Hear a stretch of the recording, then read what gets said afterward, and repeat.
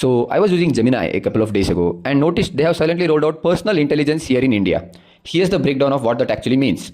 First, you turn on memory, which allows Gemini to use context from all your previous chats to answer your current prompt. Then you grant Gemini access to your personal data points, things like your Gmail, calendar, Google Photos, Google Workspace apps, and even media metrics like your YouTube watch history and Spotify playlists. You can even go a step further and allow Gemini access to your personal texts in messages and WhatsApp.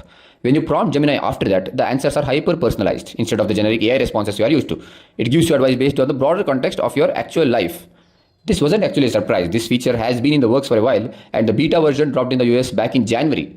In fact, when they first announced this, I posted a total banger of a tweet. Anyway, now that it's live, people are rightfully concerned. If you look at the comments on the recent AVTV video, people are calling this a daylight robbery of personal data and a major privacy breach. I hate to be the devil's advocate, but it's worth noting that the feature is currently opt-in only and is disabled by default.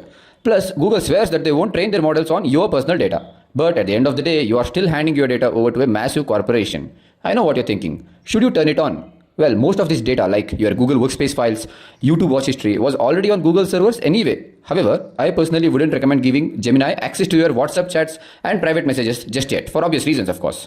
Ultimately, see, it's up to you. How much data are you willing to trade for Gemini conversations that might be slightly better? And is it going to be worth it? Only time will tell. So subscribe to AJ Watch India and I'll keep you in the loop. Thank you.